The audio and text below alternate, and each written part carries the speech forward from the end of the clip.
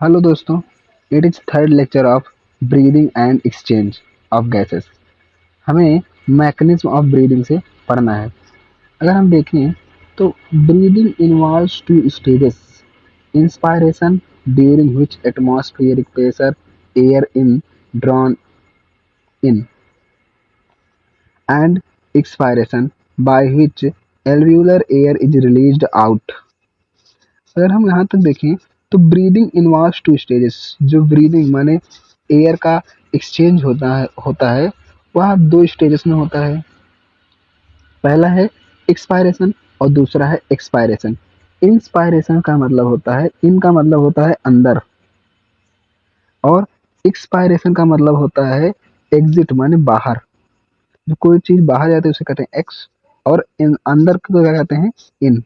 तो ब्रीदिंग में दो स्टेजेस पाई जाती हैं: inspiration and expiration, by which alveolar air is released out. Expiration द्वारा एल्वियोलर मतलब लंग्स में पाए जाने वाले जो एयर होते हैं बाहर जाते हैं, और इंस्पायरेशन द्वारा एटमॉस्फेरिक एयर लंग्स में आता है। अगर हम देखें तो the movement of air into and out of the lungs is carried out by creating a pressure gradient between the lungs and atmosphere. Movement of air into मतलब हवा का या एयर का अंदर आना, एंड आउट ऑफ लंग्स और lung से बाहर जाना, is carried out by creating a pressure gradient. यह कैसे संभव है? एक ग्रेडियंट के हिसाब से, मतलब एक डिफरेंस के हिसाब से। अगर मान लीजिए ये कोई लंग्स है और ये एटमॉस्फियर है, तो अगर इसमें बाहर प्रेशर ज़्यादा होगा तो एयर अंदर आएगा, और अगर प्रेशर अंदर ज़्यादा होगा तो एयर बाहर जाएगा। तो इन दोनों के बीच में, इसका मतलब कि एटमॉस्फियर और एल्वियोलाई में प्रेशर का एक डिफरेंस पाया जाता है, और डिफरेंस को ही क्या कहते हैं, ग्रेडियंट। अगर हम आगे देखें तो inspiration can occur if pressure with in the lungs intrapulmonary pressure is less than atmospheric pressure. अगर हम देखें तो इंस्पायरेशन जो पहला स्टेज है ब्रीदिंग का, वह तभी हो सकता है जब when with in the lungs के अंदर जो प्रेशर पाया जाता है। अगर मान लीजिए ये लंग्स है तो इसके अंदर जो प्रेशर है वह कम हो और एटमॉस्फेयर का प्रेशर ज़्यादा हो, तो इससे क्या होगा कि लंग्स में क्या आ जाएगी, एयर आ जाएगी। एंड अगर हम आगे देखें तो there is a negative pressure in the lungs with the respect to atmospheric pressure. There is a negative pressure in the lungs, इसका मतलब कि लंग्स में प्रेशर एटमॉस्फेयर के अपेक्षा बहुत कम था रिस्पेक्ट टू एटमॉस्फेरिक प्रेशर। अगर लंग्स में प्रेशर कम है तो इसे हम क्या कहते हैं, नेगेटिव प्रेशर। सिमिलरली और उसी तरह similarly expiration takes place within the pulmonary intrapulmonary pressure is higher than atmospheric pressure। और सिमिलरली और उसी तरह, किस तरह, जैसे कि इंस्पायरेशन में था वैसे एक्सपायरेशन में, मतलब जब बाहर निकालते हैं हम एयर को तो takes place within the intra pulmonary pressure माने लंग्स के अंदर का pressure is higher than atmospheric pressure. अगर हम देखें तो एटमॉस्फेरिक प्रेशर अगर ज़्यादा होगा और लंग्स का प्रेशर कम होगा तो एयर अंदर आएगा। लेकिन अगर इसका उल्टा हो जाए, कि लंग्स का प्रेशर ज़्यादा हो तो यह एयर बाहर चली जाएगी। तो एक्सपायरेशन इंस्पायरेशन से एकदम उल्टा होता है, अपोजिट होता है। तो यहाँ दिया गया है कि expiration takes place when, expiration तभी हो सकता है जब पल्मोनरी मतलब लंग्स के अंदर जो प्रेशर हो वह एटमॉस्फेयर के प्रेशर से ज़्यादा हो। The diaphragm and specialised cell of muscle, जैसे कि external and internal intercostal muscles between the ribs help in the generation of such gradient. मतलब कि diaphragm and specialised cell of muscles, मतलब एक्सटर्नल और इंटरनल जो इंटरकोस्टल मसल है वह special muscles का सेट है, और डायाफ्राम इन दोनों के अंदर जो है यह जनरेशन ऑफ सच ग्रेडियंट मतलब एटमॉस्फेयर प्रेशर और लंग्स के बीच में जो ग्रेडियंट था, मतलब इसमें प्रेशर ज़्यादा इसमें प्रेशर कम, जो इन दोनों के बीच में ग्रेडियंट पाया जाता है मतलब डिफरेंस पाया जाता है प्रेशर का, वह बनाने में कौन मदद करता है? डायाफ्राम और कुछ मसल्स स्पेशल जैसे कि एक्सटर्नल और इंटरनल इंटरकोस्टल मसल्स। और अगर हम आगे देखें तो यह जो इंटरकोस्टल मसल है या और एक्सटर्नल कोस्टल मसल्स है, यह बिटवीन द रिब्स मतलब रिब्स के बीचों बीच पाया जाता है। अगर हम किसी देखें, अगर हम मान लीजिए यह वर्टिब्रल कॉलम है और यह स्टर्नम है, तो इसमें अगर हम देखें तो यह मान लीजिए साइड का लेटरली रिब्स होता है और इन रिब्स के बीच में कुछ ऐसे मसल्स पाए जाते हैं और इन्हीं मसल्स को क्या कहते हैं? एक्सटर्नल एक्सटर्नल अथवा इंटरनल एक्सटर्नल अथवा इंटरनल इंटरकोस्टल मसल्स कहते हैं। मतलब रिब्स के बीचों बीच पाए जाने वाले मसल्स को एक्सटर्नल और इंटरनल कोस्टल मसल कहते हैं और यह जो है ग्रेडियंट को बनाए रखने में मदद करता है। अगर हम आगे देखें तो inspiration is initiated by the contraction of diaphragm which increase the volume of thoracic chamber into in the anterior posterior axis। अगर हम देखें तो इंस्पायरेशन इज इनिशिएटेड, जो इंस्पायरेशन मतलब एयर को अंदर लेना, वह इनिशिएटेड माने शुरू होती है by the contraction of diaphragm which contraction diaphragm के कॉन्ट्रैक्शन से शुरू होती है जिससे volume of thoracic chamber in anterior posterior axis increase होता है। मतलब कि जो हमारे अंदर रिब्स पाई जाती हैं उनके बीच की प्लेस को क्या कहते हैं हम? थोरैसिक। मतलब हमारे अंदर जो रिब्स पाई जाती हैं आगे से और पीछे से जो स्टर्नम और पीछे से जो वर्टिब्रल कॉलम है, मान लीजिए अगर कोई यह स्टर्नम है और अगर मान लीजिए ये स्टर्नम है और ये वर्टिब्रल कॉलम है, तो इन दोनों के बीच में जो रिब्स पाई जाती हैं और रिब्स के बाद अगर हम देखें कि रिब्स के बाद जो प्लेस बचता है बीचों बीच पार्ट में, रिब्स के बाद जो बीचों बीच पार्ट में बचता है उस स्पेस को हम कहते हैं थोरैसिक चैम्बर। उस स्पेस को कहते हैं थोरैसिक चैम्बर। और यह जो है थोरैसिक चैम्बर इंस्पायरेशन के दौरान क्या होता है कि यह इंटीरियर पोस्टीरियर मतलब आगे ऊपर और नीचे की अपेक्षा बढ़ते हैं। मतलब नीचे से ऊपर जब हम अंदर अपने अंदर सांस को लेते हैं, इनटेक करते हैं, तो यह स्टर्नम और पोस्टीरियर मतलब ऊपर से नीचे से ऊपर आते हैं यह थोरैसिक चैम्बर। एंड अगर हम देखें तो the contraction of external intercostal muscles The contraction of external intercostal muscles lift up the rib and the sternum, causing an increase in the volume of thoracic chamber in dorsoventral axis। हमने देखा कि diaphragm से जो contraction होता है उससे anterior posterior axis में बढ़ोतरी होती है। And the contraction of external intercostal muscles contraction of internal coastal muscles lift us the ribs। Ribs को उठाते हैं मतलब रिब्स के बीचों बीच पाए जाने वाले जो इंटरकोस्टल मसल्स होते हैं यह रिब्स को लिफ्ट अस माने उठाते हैं, लिफ्ट अस माने ऊपर उठाते हैं। Sternum causing an increase in volume of thoracic chamber in dorsoventrally, और इससे डार्सोवेंट्रली मतलब अगर हम किसी वर्टिब्रल कॉलम को देखें और उसी के साथ साथ स्टर्नम से जो उसके थोरैसिक चैम्बर होते हैं, अगर इन दोनों के बीच में जो मसल्स हैं यह एक्सटर्नल इंटरकोस्टल जो मसल है यह कॉन्ट्रैक्ट होता है। कॉन्ट्रैक्ट माने जब यह फैलता है तो यह स्टर्नम को ऊपर उठाता है जिससे थोरैसिक चैम्बर मतलब इसके बीच की जो प्लेस है इसे हम क्या कहते हैं? थोरैसिक चैम्बर या thoracic volume.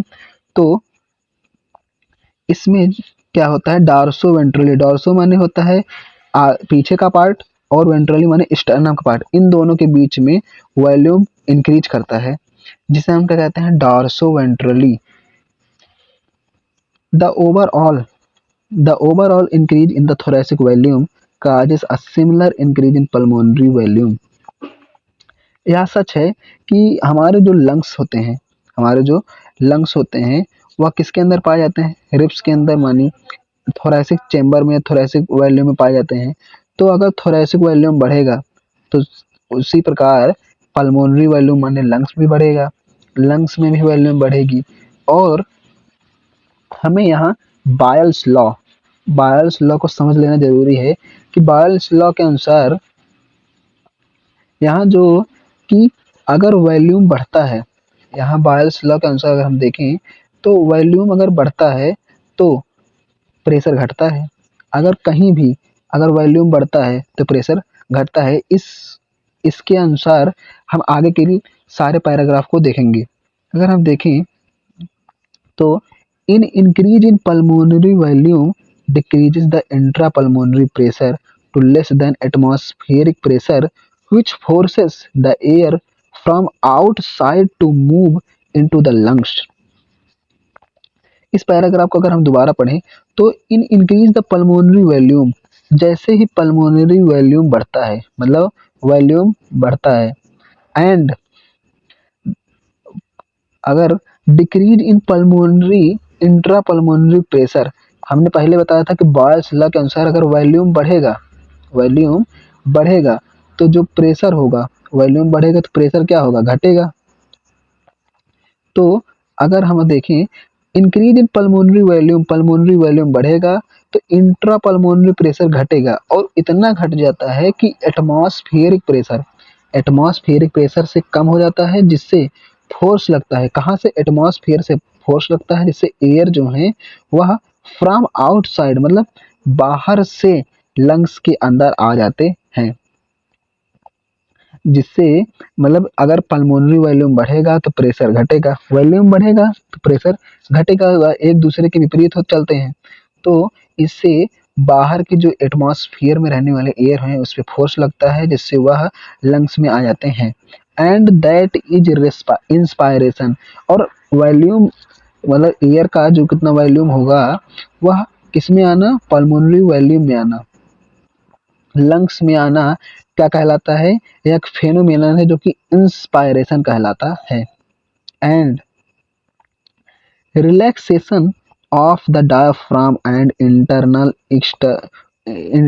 internal coastal muscles returns the diaphragm and sternum to their normal position and reduce the thoracic volume, thereby pulmonary volume। अगर हम यहाँ तक देखें तो relaxation of diaphragm and sternum their normal position, मतलब relaxation of diaphragm and intercostal muscles returns the diaphragm and sternum, मतलब relaxation होना, मतलब पहले क्या हुआ था, कॉन्ट्रैक्शन, इंस्पायरेशन के दौरान कॉन्ट्रैक्शन हुआ था डायाफ्राम में भी और इंटरकोस्टल मसल्स में भी। तो इस बार क्या हो रहा है कि relaxation of diaphragm and intercostal muscles and return होना क्या, डायाफ्राम का अपनी अवस्था में दोबारा आना और स्टर्नम का नॉर्मल पोजीशन में आना। रिड्यूस द थोरैसिक वॉल्यूम को कम करता है, और आपको पता है कि वॉल्यूम घटेगा तो प्रेशर बढ़ता है, तो reduce thoracic volume and thereby pulmonary volume, क्योंकि थोरैसिक चेंबर में अगर वॉल्यूम घटेगा तो पल्मोनरी वॉल्यूम भी घटेगा। दिस लीड्स, यह बढ़ावा देता है to and increases in intra pulmonary pressure to slightly above the atmospheric pressure causing the explosion of air from the lungs।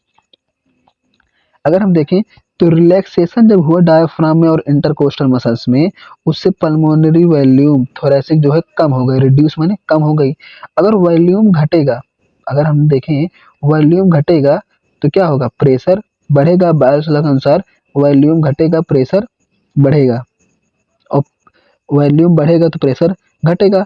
तो अगर इस सिस्टम में अगर हम देखें कि वॉल्यूम क्या हो रहा है, घट रहा है, जिससे प्रेशर क्या होगा, बढ़ेगा, और इतना प्रेशर बढ़ जाता है कि लंग्स में प्रेशर बढ़ने से जो उसमें एयर होती है वह एटमॉस्फेयर में चली जाती है। इस इस फेनोमेनन को, इस प्रोसेस को क्या कहते हैं? एक्सपायरेशन। अगर हम आगे देखें तो we have ability to increase the strength of inspiration and expiration with the help of additional muscles in the abdomen. मतलब वी हैव एबिलिटी, हमारे पास योग्यता है, हमारे पास क्षमता है, टू इंक्रीज माने बढ़ाने की, स्ट्रेंथ माने ऑफ, स्ट्रेंथ माने क्षमता, of the inspiration and expiration. मतलब हम जितनी एयर नॉर्मल कंडीशन में लेते हैं, मान लीजिए अगर हमने 200 ml एयर को नॉर्मल कंडीशन में लिया, तो अगर हम इंस्पायरेशन के दौरान 200 ml एयर को लेते हैं, तो ऐसा भी हो सकता है कि किसी भी केस में हम 300 ml एयर भी ले सकते हैं, जो कि किसकी सहायता से ले सकते हैं? एब्डोमेन में पाए जाने वाले कुछ एडिशनल मसल्स होते हैं, जिसकी सहायता से इंस्पायरेशन एंड एक्सपायरेशन की स्ट्रेंथ को बढ़ाया जा सकता है। On an average a healthy human breathes 12-16 times per minute. मतलब एक हेल्दी ह्यूमन, एक आदमी, जो सामान्य आदमी है, वह 12 से 16 बार, एक मिनट में 12 से 16 बार क्या करता है? ब्रीथ करता है, मतलब एयर को एक्सचेंज करता है अंदर और बाहर। The volume of air involved in breathing movements can be estimated by the using a spirometer which help in the clinical assessment of pulmonary functions। मतलब जिस एयर को हमने लिया है, अंदर लिया है लंग्स के, और जिसको लंग्स से बाहर किया है, जो इंस्पायरेशन माने ब्रीदिंग में भाग लिए थे, उन्हें हम एस्टिमेटेड माने स्पायरोमीटर द्वारा हम मेजर कर सकते हैं कितना ml, 200 ml, 100 ml, कितना ml हमने एयर को लिया था, जो कि पल्मोनरी कार्य कर रहे हैं कि नहीं, इसकी जांचने के लिए क्लिनिकल मतलब मेडिकल के रूप में हम इसे जांच करने के रूप में प्रयोग कर सकते हैं। अगर हम यहाँ देखें तो इसमें जो फिगर बनाया गया है, इंस्पायरेशन और एक्सपायरेशन, दो स्टेजेस हैं। ए का जो पहला का फिगर है वो क्या है? एक्सपायरेशन का, इंस्पायरेशन का।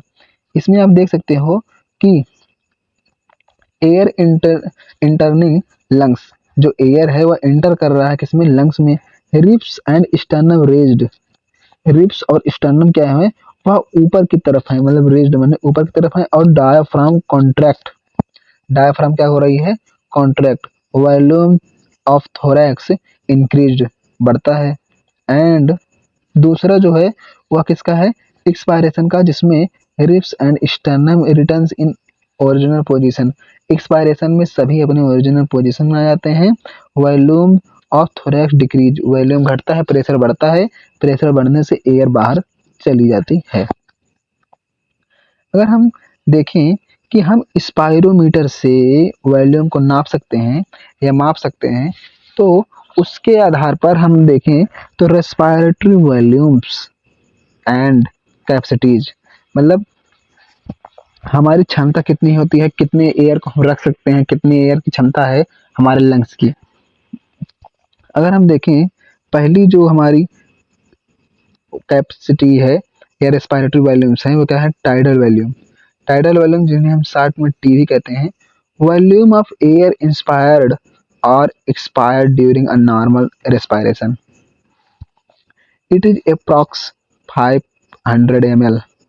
That is, a healthy man can inspire or expire approximately 6,000 to 8,000 ml of air per minute। अगर हम देखें तो पहला जो रेस्पिरेटरी वॉल्यूम है वो क्या है? Tidal volume. टाइडल वॉल्यूम एक ऐसा रेस्पिरेटरी वॉल्यूम है जिसमें नॉर्मल कंडीशन में इंस्पायरेशन मतलब एयर को अंदर करने और एक्सपायरेशन एयर को बाहर करने में यूज वॉल्यूम है, जिसमें 500 ml एयर ही हमारे अंदर या बाहर हो सकती है टाइडल वॉल्यूम में। इसके आधार पर अगर हम देखें तो 500 ml अगर एक बार है, तो 500 ml गुड़े 12 गुड़े 16 कर सकते हैं, मतलब एक मिनट में कितना ब्रेथ, मतलब कितने बार हम सांस को ले सकते हैं, तो हम देखेंगे तो 6000 से 8000 ml एयर आता है हर पर मिनट। अगर हम दूसरा देखें तो inspiratory reserve volume IRV, additional volume of air a person can inspire by a forcible inspiration, this average 2500 से दिस इज 2500 टू 3000 ml। अगर हम देखें तो इंस्पायरेटरी रिजर्व वॉल्यूम मतलब additional volume of air a person can inspire by forcible inspiration, मतलब हम air को अंदर खींच सकते हैं, उसके आधार पर जो इंस्पायरेशन कहलाता है वह जो प्रोसेस, उसमें 2500 से 3000 ml एयर को हम ले सकते हैं।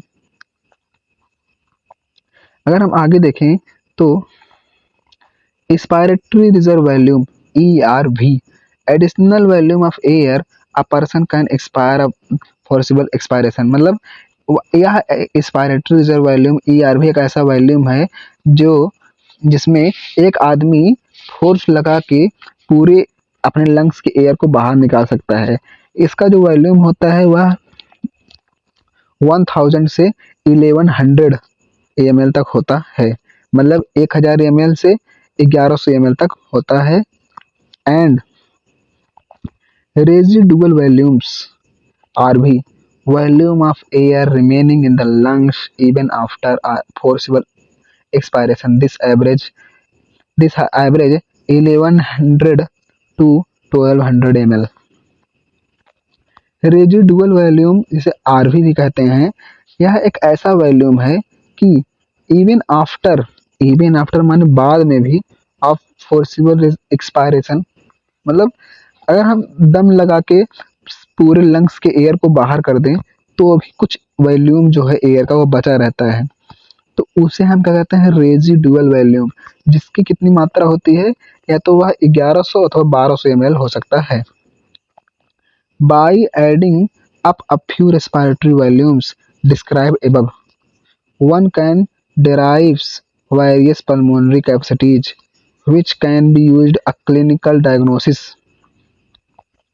by adding up a few respiratory volumes, कुछ रेस्पिरेटरी वॉल्यूम्स को जोड़ करके describe above on can derive various pulmonary capacities, जिससे हम बहुत सारे कैपेसिटीज को डिराइव कर सकते हैं, मतलब क्षमताओं को डिराइव कर सकते हैं, which can be use in clinical diagnosis, जिन्हें हम मेडिकल में हम इन्हें पल्मोनरी मन लंग्स की जांच करने के लिए यूज कर सकते हैं। मतलब रेजिडुअल वॉल्यूम्स और जो सारे वॉल्यूम्स हैं उन्हें हम ऐड करके पल्मोनरी की क्षमता के बारे में जान सकते हैं, जिनमें से यहाँ दिया गया है कि inspiratory capacity, total volume of air a person can inspire after a normal expiration, this includes tidal volume and inspiratory reserve volume AB plus IRV।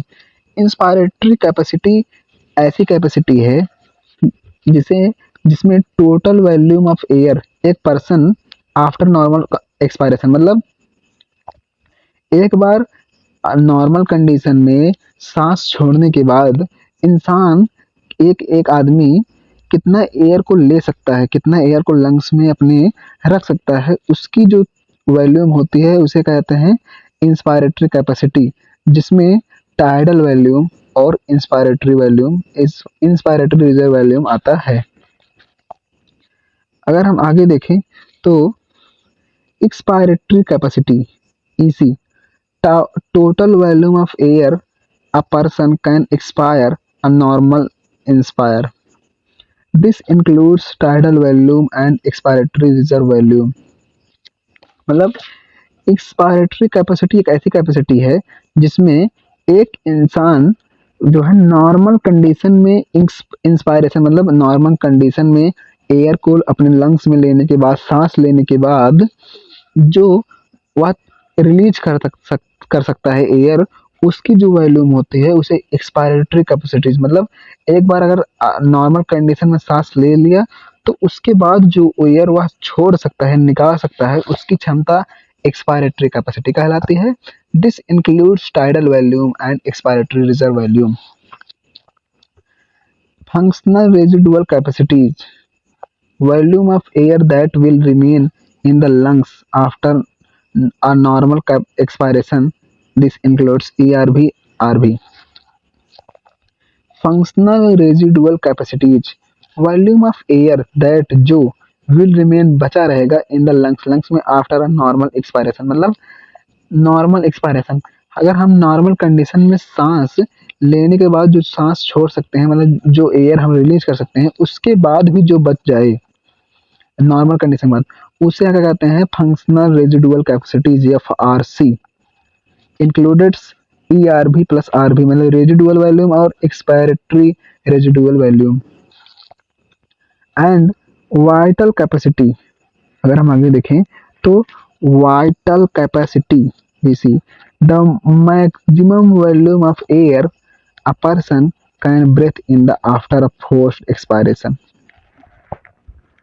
Vital capacity एक इंसान की क्षमता को दिखाता है कि maximum volume of air person can breathe in the after forced expiration, मतलब एक बार पूरी ताकत से सांस छोड़ने के बाद इंसान कितनी सांस ले सकता है, एक बार पूरी सांस छोड़ने के बाद, उसे क्या कहते हैं, vital capacity. This includes ERV, TB and IRV are the maximum volume of air person can breathe out after the forced inspiration. Total lungs capacity, total lungs capacity, TLC. Total lungs capacity, total volume of air accommodated in the lungs at the end of the forced inspiration. This includes RV, ARV, TB and IRV, vital capacity and residual volume. अगर हम देखें तो total lungs capacities की जो lungs है उसकी maximum यानी total lungs की कैपेसिटी क्या हो सकती है, जिसमें मतलब सारे वॉल्यूम्स इसमें इंक्लूड हो जाएंगे, सारे वॉल्यूम्स इसमें जुड़ जाएंगे क्योंकि यह लंग्स कैपेसिटी है। तो इसमें जितने भी थे RV residual volume, ERV expiratory residual volume, TB tidal volume and IRV inspiratory residual volume, and हम इसे वाइटल कैपेसिटी या रेजिडुअल वॉल्यूम भी कह सकते हैं। मतलब टोटल लंग्स कैपेसिटी एक ऐसी कैपेसिटी है कि जो बताता है कि एक लंग्स कितने एयर को ले सकता है।